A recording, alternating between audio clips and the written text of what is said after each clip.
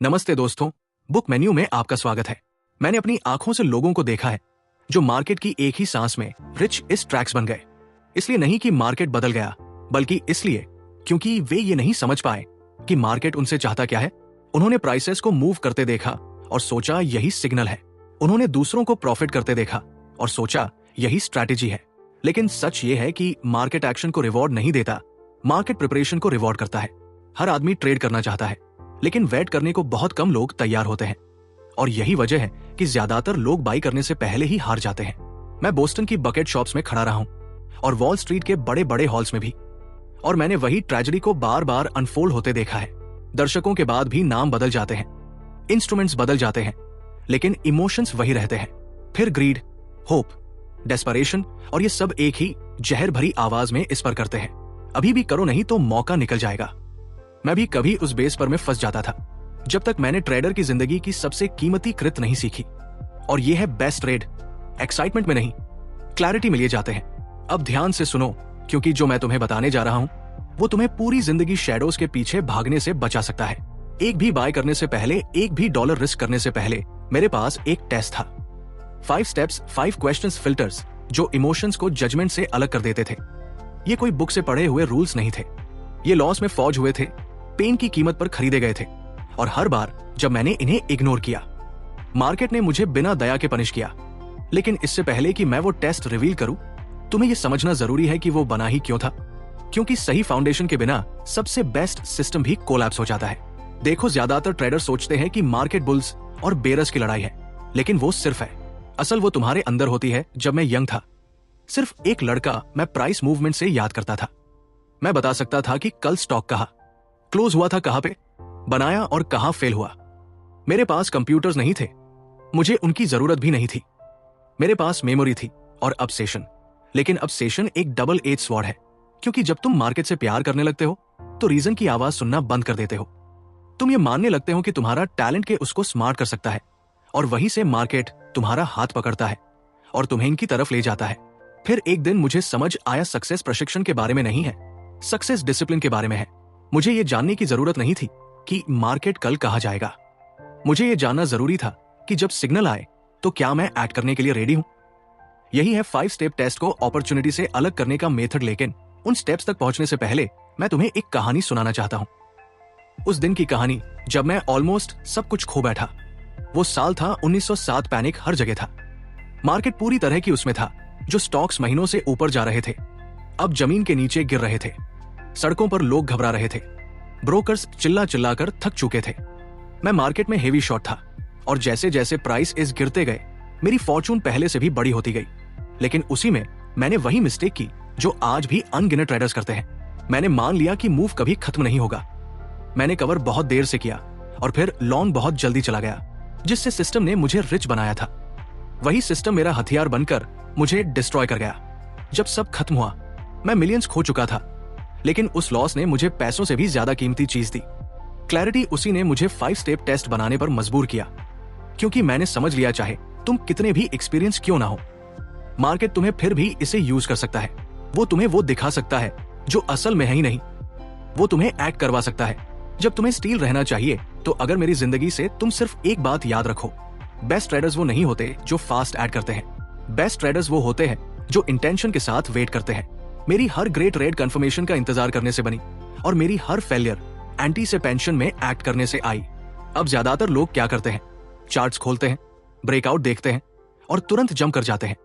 सोचते हैं मूव हो रहा है, वेव पकड़ लेता हूं। लेकिन वेव्स को फर्क नहीं पड़ता कि तुम रेडी हो या नहीं।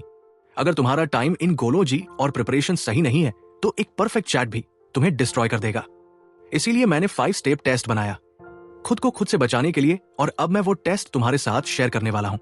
लेकिन उससे पहले मैं चाहता हूं कि तुम उसके पीछे का माइंडसेट समझो, क्योंकि यहीं पर 90% ट्रेडर्स फेल हो जाते हैं। देखो, ज्यादातर ट्रेडर सोचते हैं कि ट्रेडिंग मतलब एनालिसिस, चार्ट्स, इंडिकेटर्स, सिटअप्स। लेकिन जो बात वो मिस कर देते हैं वो ये है कि डिसिप्लिन के बिना एनालिसिस असल में गैम्बलिंग का ही एक रूप है। मैंने ट्रेड इसलिए नहीं किया क्योंकि मार्केट रेडी लग रहा था, मैंने ट्रेड इसलिए किया क्योंकि मैं रेडी था। मेरी प्रिपरेशन बहुत सिंपल थी। जब मार्केट सिग्नल देता था तो मैं पहले से डिसाइड कर चुका होता था कि मैं क्या करने वाला हूं। सिग्नल आने से पहले इस तरह इमोशन बीच में इंटरफियर ही नहीं कर पाता था। और अब एक बात सुनो जो बहुत कम लोग बताते हैं, पेशेंस भी एक पोजीशन है। वेट करने का मतलब ये नहीं कि तुम कुछ नहीं कर रहे, इसका मतलब है कि तुम खुद को मार्केट के रिदम के साथ अलाइन कर रहे हो। तुम क्राउड को पहले उसका पत्ता खोलने दे रहे हो, उसके बाद अपना पत्ता दिखाते हो। अगर मैं हर मॉडर्न ट्रेडर को एक गिफ्ट दे सकता तो वो यही होता, बिना कन्विक्शन खोए वेट करने की एबिलिटी। क्योंकि मार्केट तुम्हें इस बात के पैसे नहीं देता कि तुमने कितने ट्रेड लिए, मार्केट तुम्हें इस बात के पैसे देता है कि तुमने कितना अच्छा वेट किया। अब चलो बात करते हैं क्राउड को पढ़ने की। मेरे जमाने में मूविंग एवरेजेस या ऑसिलेटर नहीं थे। मेरे पास था टेप। हर टाइप, हर ट्रेड, हर छोटा फ्लक्चुएशन एक कहानी बता रहा था। टेप नंबर्स के बारे में नहीं था, टेप बिहेवियर के बारे में था। जब कोई स्टॉक रेजिस्टेंस के पास आकर हेजिटेट करता था, मैं एग्जॉशन फील कर सकता था। जब वॉल्यूम सूखने लगता था तो मुझे पता चल जाता था कि बड़े ऑपरेटर्स की बाइंग खत्म हो चुकी है। जब प्राइसेस बिना कन्विक्शन के मूव करते थे तो मैं वेट करता था, क्योंकि टेप और मार्केट दोनों की अपनी एक आवाज होती है और वो सिर्फ उन्हें सुनाई देती है जो काफी देर तक सुनते हैं। आज के मॉडर्न ट्रेडर्स के पास स्क्रीन्स भरे पड़े हैं इंडिकेटर से, लेकिन उन्होंने ऑब्जर्वेशन की कला खो दी है। तुम सिग्नल ढूंढते हो जबकि तुम्हें स्टोरीज देखनी चाहिए, क्योंकि हर प्राइस फिर ग्रीड और अनसर्टेनिटी की एक कहानी सुनाता है। सीक्रेट ये नहीं है कि तुम उसे इंटरप्रेट करो, सीक्रेट ये है कि तुम उसे अलाउ करो कि वो कंफर्म करे जो तुम पहले से सस्पेक्ट कर रहे हो। और यही काम करता है 5 स्टेप टेस्ट। ये तुम्हारे सस्पेंशन को स्ट्रक्चर्ड पेशेंस में बदल देता है। लेकिन उससे पहले याद रखो, तुम्हें यह जानने की जरूरत नहीं कि आगे क्या होने वाला है। तुम्हें सिर्फ ये जानना जरूरी है कि जब वो होगा तब तुम क्या करोगे। अब फिलॉसफी साफ है, ट्रेनिंग कोई गैस इन गेम नहीं है। ट्रेडिंग है सेल्फ कंट्रोल का एक्सरसाइज। मार्केट उन्हें रिवॉर्ड करता है जो सही पर लाने तक कुछ ना करने के लिए तैयार रहते हैं। और जब वो पल आता है तो वो हेजिटेट नहीं करते, क्योंकि परफेक्ट एंट्री पॉइंट परफेक्शन के बारे में नहीं है, वो कंफर्मेशन के बारे में है। यहीं से 5 स्टेप टेस्ट शुरू होता है। हर स्टेप अनसर्टेनिटी की एक लेयर हटा देता है, जब तक आखिर में एक क्लियर कैलकुलेटेड डिसीजन न बन जाए। ऐसा डिसीजन जो इमोशन में नहीं एविडेंस में लिया गया हो। तो ध्यान से सुनो, क्योंकि जो मैं अब बताने वाला हूं वही प्रोसेस था जिससे मैंने अपनी फॉर्च्यूनर बनाई, और वही प्रोसेस तुम्हारी फॉर्चून को बचा भी सकता है। और ये कोई थ्योरी नहीं है, यही वो प्रोसेसर है जो मेरे और रू इनके बीच खड़ा था। हर बार जब मैंने इसे फॉलो किया मैंने पैसा बनाया, और हर बार जब मैंने इसे इग्नोर किया मुझे उसकी कीमत चुकानी पड़ी।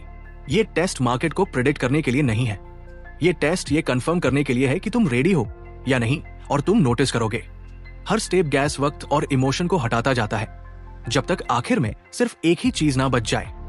रूट तो अब सुनो, हर 22 से पहले मेरा 5 स्टेप टेस्ट ही था। Step 1 line of list resistance पहला स्टेप है। डायरेक्शन में कुछ भी करने से पहले खुद से एक ही सवाल पूछता था, मार्केट मेरे साथ मूव कर रहा है या मेरे खिलाफ? ज्यादातर ट्रेडर्स इसलिए बाई करते हैं क्योंकि प्राइस उन्हें चीप लगता है, लेकिन चीप होना एक डेंजरस इल्यूजन है। स्टॉक्स कभी भी बाई करने के लिए बहुत ज्यादा ऊपर नहीं होते और सेल करने के लिए बहुत ज्यादा नीचे नहीं होते। अगर वो लाइन ऑफ लिस्ट रेजिस्टेंस के साथ मूव कर रहे हैं तो वही उनका सही रास्ता है। ये लाइंस ज्यादातर लोगों को दिखती नहीं, लेकिन अगर तुम काफी देर तक ऑब्जर्व करो तो तुम्हें से फील कर सकते हो। जब प्राइसेस ऊपर जाते हैं थोड़ा सा पुल बैक लेते हैं और फिर ऊपर ही कंटिन्यू करते हैं, वो स्ट्रेंथ है। लेकिन जब प्राइस रैली करते हैं और फिर न्यू ही नहीं बना पाते, वो वीकनेस है। लाइन ऑफ लिस्ट रेजिस्टेंस बस इतना है, वो रास्ता जहां मार्केट खुद जाना चाहता है। मैंने कभी उससे लड़ाई नहीं की, मैंने खुद को उसके साथ अलाइन किया। इससे ऐसे समझो जैसे एक नदी, तुम करंट से लड़ नहीं सकते, तुम्हें उसके साथ बहना पड़ता है। अगर मार्केट का जनरल ट्रेंड ऊपर था तो मैं सिर्फ लॉन्ग अपॉर्चुनिटीज ढूंढता था, अगर ट्रेंड नीचे था तो मैं सिर्फ शॉर्ट अपॉर्चुनिटीज देखता था। यह सुनने में बहुत सिंपल लगता है और सच में सिंपल है, लेकिन यहीं पर ज्यादातर ट्रेडर्स फेल हो जाते हैं, क्योंकि वो अलाइन होने से ज्यादा राइट होना चाहते हैं। तो पहला टेस्ट यही था, क्या जनरल मार्केट में रीडायरेक्शन में ट्रेंड कर रहा है? अगर नहीं, मैं कुछ भी नहीं करता था, क्योंकि मार्केट के मोमेंटम के खिलाफ ट्रेड करना अब स्ट्रीम नाव चलाने जैसा है। थोड़ी देर तक चलोगे लेकिन तक तुम जाओगे नदी नहीं। क्राउड हमेशा बता देता है प्रेशर कहाँ है, तुम्हारा काम उसे करना नहीं है, तुम्हारा काम है उसे पहचानना और उसके साथ राइड करना। जब कोई स्टॉक और जनरल मार्केट दोनों ऊपर मूव कर रहे हो तो वो स्ट्रेंथ का पहला सिग्नल है, और जब दोनों नीचे गिर रहे हो तो वो वीकनेस की पहली वार्निंग है। यही है स्टेप 1 टाइड की डायरेक्शन तय करना। स्टेप 2 कॉन्फर्मेशन भी एक्शन। अब जब तुम्हें टाइड पता चल गया तो दूसरा स्टेप है कॉन्फर्मेशन भी एक्शन का वेट करना। मैंने कभी सिर्फ इसलिए भी नहीं किया क्योंकि प्राइस ऊपर जा रहे थे, मैंने भी तब किया जब प्राइस इसने प्रूव किया कि वो आगे भी ऊपर जा सकते हैं। एक सिंपल मूव में और एक मीनिंगफुल मूव में बहुत फर्क होता है। मेरे जमाने में मैं टेप देखता था, आज तुम स्क्रीन देखते हो, लेकिन प्रिंसिपल वही है। मार्केट को खुद को प्रूव करना पड़ता है। अगर कोई स्टॉक रेजिस्टेंस तोड़ता है और तुरंत रिवर्स हो जाता है तो मैं वेट करता था, लेकिन अगर वो रेजिस्टेंस तोड़ता है, वहां टिकता है और फिर आगे बढ़ता है, वो कौन फॉर्मेशन है। प्राइस को अपनी स्ट्रेंथ दिखानी पड़ती है। मार्केट एक स्टेज की तरह है और हर प्राइस मूवमेंट एक एक्ट पूरी कहानी नहीं बताता, तुम्हें पूरा सीक्वेंस देखना पड़ता है।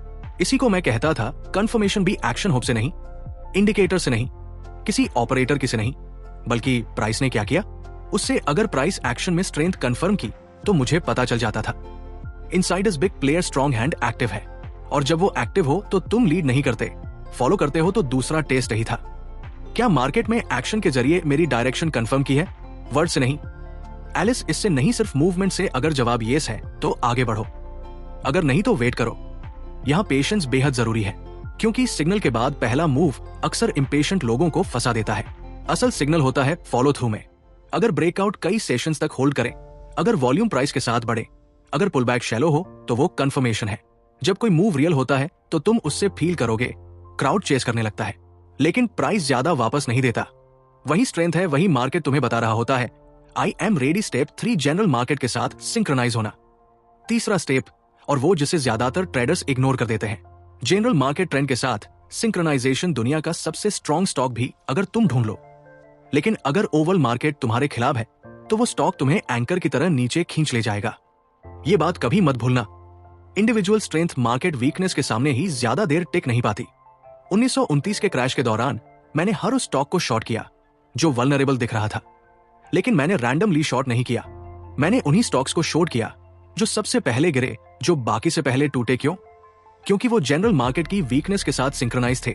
उसी तरह मार्केट में बेस्ट रेट जोन स्टॉक से आते हैं जो मार्केट को लीड करते हैं। फॉलो नहीं, लीडर्स खुद को जल्दी रिवील कर देते हैं। जब बाकी है सीटेड करते हैं तो ये सर्च करते हैं। जब बाकी सिस्टम बल करते हैं तो ये रिकवर करते हैं। तो बी करने से पहले मैं खुद से पूछता था, क्या ये स्टॉक जनरल मार्केट के साथ हार्मोनी में मूव कर रहा है? अगर मार्केट ऊपर था और मेरा स्टॉक भी स्ट्रांग था तो वो पास हो गया। अगर मार्केट अनसर्टन था और फिर भी मेरा स्टॉक सर्च कर रहा था तो वो और भी स्ट्रॉन्ग पास था। लेकिन अगर मार्केट वीक था और मेरा स्टॉक कोशिश के बावजूद ऊपर नहीं जा पा रहा था तो मैं वेट करता था, क्योंकि कोई आदमी, कोई स्टॉक, कोई थ्योरी मार्केट की टाइप से हमेशा के लिए लड़ नहीं सकता। देखो, सिंक्रोनाइजेशन असल में प्रोबेबिलिटी का खेल है। तुम क्राउड के खिलाफ जाकर एक बार जीत सकते हो, शायद 2 बार भी, लेकिन कॉन्स्टेंटली कलेक्टिव के खिलाफ जीतना नामुमकिन है। ट्रेनिंग में प्रोबेबिलिटी ही सब कुछ है और प्रोबेबिलिटी हमेशा अलाइन लोगों के पक्ष में होती है। इसलिए मैंने कभी ट्रेंड के खिलाफ बाय नहीं किया। मैंने बाय तब किया जब मेरा स्टॉक और मार्केट दोनों एक साथ मूव कर रहे थे। जैसे रिदम में नाचते हुए डांसर्स, यहीं पर मोमेंटम कन्विक्शन बन जाता है। Step four test of reaction अब आता है, चौथा स्टेप, और यहीं पर ज्यादातर ट्रेडर्स पेशेंट खो देते हैं। वो एक मूवी देखते हैं, कंफर्मेशन देखते हैं और तुरंत जंप कर जाते हैं। लेकिन मैंने कभी फर्स्ट स्ट्रेंथ पर भी नहीं किया। मैंने हमेशा रिएक्शन का वेट किया। हर एडवांस के बाद मार्केट रुकता है, वो सांस लेता है, वो कन्विक्शन को टेस्ट करता है, और वही रिएक्शन तो है बताता है कि मूव रियल था या सिर्फ इमोशनल। मैं ये देखता था जब कोई स्टॉक ब्रेकआउट करता है और फिर थोड़ा सा पुल बैक लेता है, वही पुल बैक असल टेस्ट होता है। अगर वो धीरे धीरे लो वॉल्यूम पर गिरता है और फिर वापस ऊपर मुड़ जाता है तो वो स्ट्रेंथ है। इसका मतलब एक हैंडल्स निकल चुके हैं और स्ट्रॉन्ग हैंडल्स होल्ड कर रहे हैं। लेकिन अगर वो हेवी वॉल्यूम के साथ तेजी से गिरता है तो वो वीकनेस है। इसका मतलब इनसाइडर्स अक्यूमुलेट नहीं कर रहे बल्कि अनलोड कर रहे हैं। इसीलिए हर से पहले मैं रिएक्शन का इंतजार करता था। मैं मार्केट को पहले अपना पत्ता दिखाने देता था। इससे पोकर की तरह समझो, रिएक्शन बता देता है कौन ब्लफ कर रहा है। आज के मॉडर्न ट्रेडर्स इसे रीटेस्ट कहते हैं, लेकिन प्रिंसिपल वही है।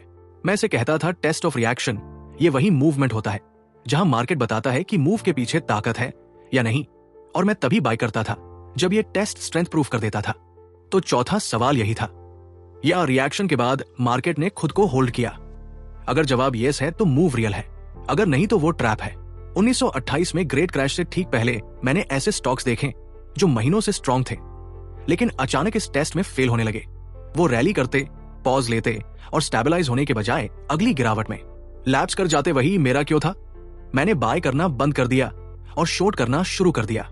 वही एक डिसीजन मेरी फॉर्चून को बचाया गया जब बाकी वॉल स्ट्रीट जल रहा था, क्योंकि हर बड़ा कोलैप्स एक फेल्ड रिएक्शन से शुरू होता है और हर बड़ा एडवांस एक सक्सेसफुल रिएक्शन से तुम्हें प्रोडक्शन की जरूरत नहीं है।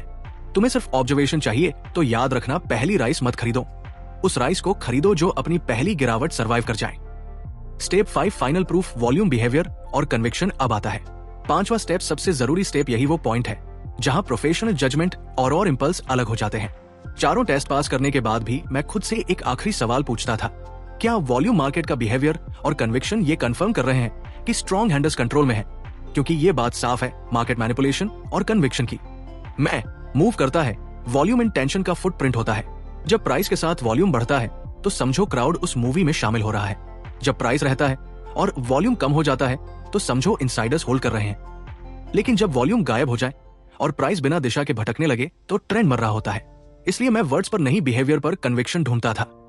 अगर प्राइस धीरे धीरे ऑर्डरली पुलबैक के साथ आगे बढ़ता और किसी भी तरह पैनिक नहीं दिखता तो मुझे पता चल जाता था कि प्रोफेशनल्स कंट्रोल में है। लेकिन अगर प्राइस अचानक वाइल्ड स्पाइक्स दिखाता तो मैं दूर रहता था, क्योंकि प्रोफेशनल्स को प्रॉफिट बनाने के लिए ड्रामा की जरूरत नहीं होती। मुझे क्वाइट अक्यूमुलेशन चाहिए था, केस नहीं। यही था 5वां स्टेप, कंट्रोल को पहचानना। जब स्ट्रॉन्ग हैंड्स क्यों ऑमलेट करते हैं तो वो चुपचाप करते हैं। आप दे इस पर वॉल्यूम बढ़ता है, लेकिन डाउन डेस पर कभी पूरी तरह कोलैप्स नहीं करता। यही कन्विक्शन है, यही फाइनल प्रूफ है।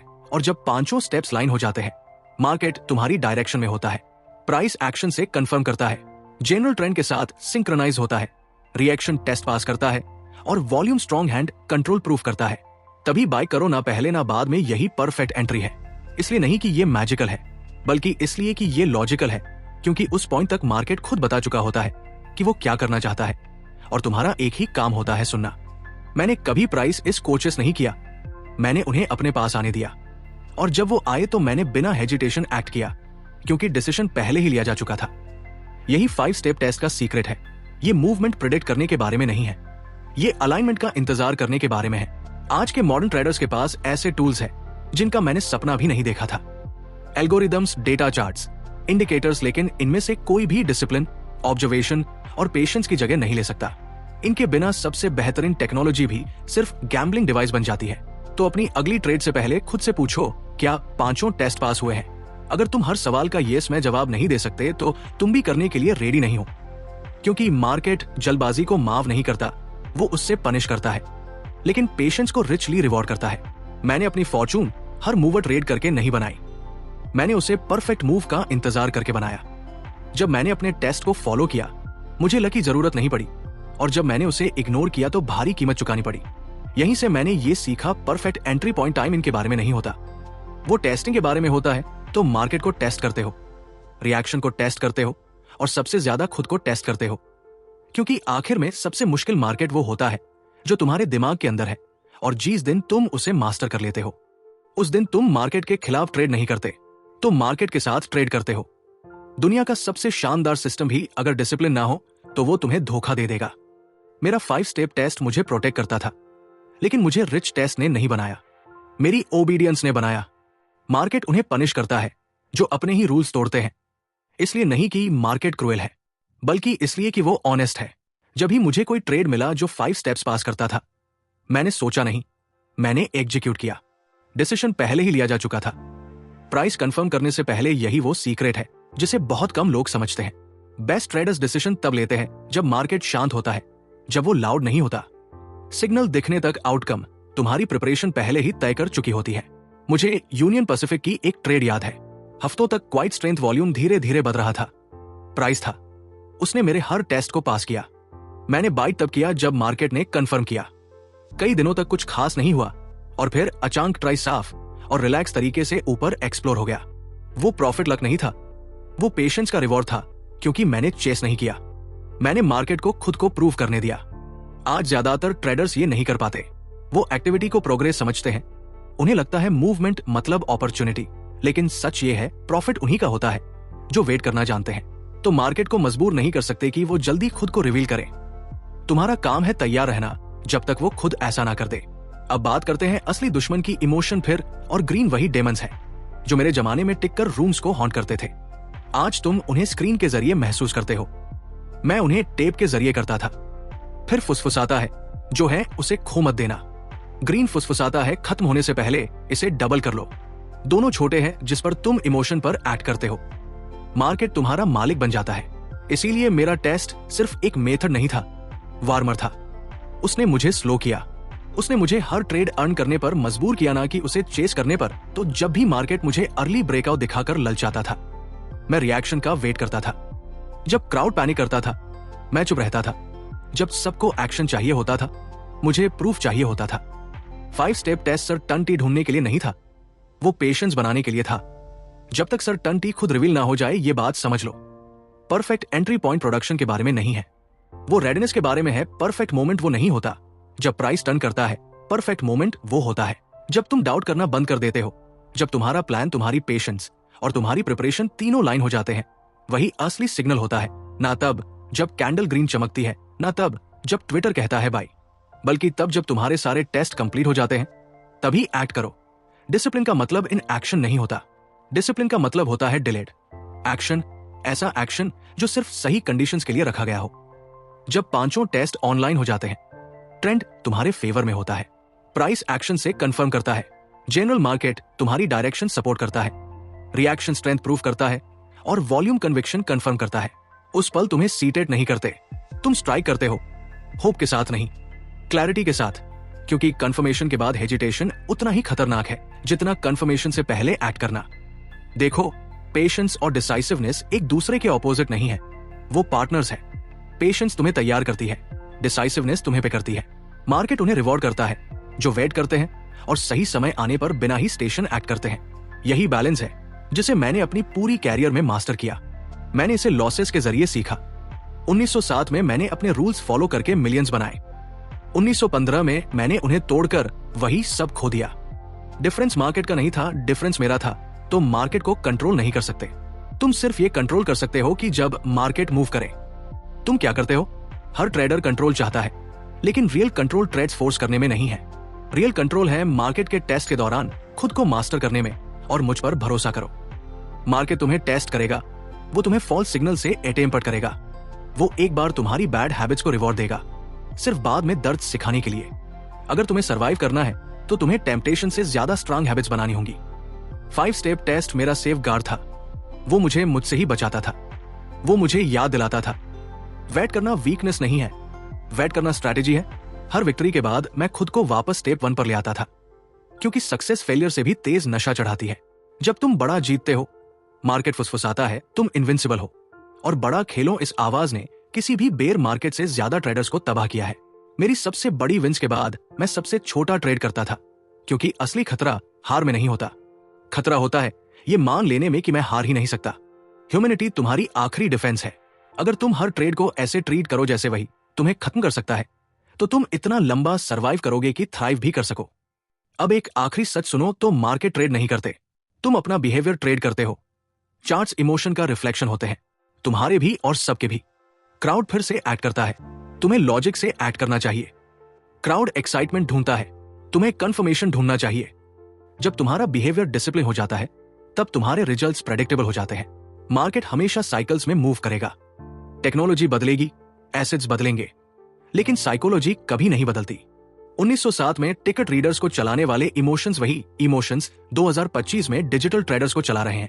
इसीलिए ये लेसन्स टिके हुए हैं, क्योंकि मैंने स्टॉक्स ट्रेड नहीं किए, मैंने ह्यूमन नेचर ट्रेड किया।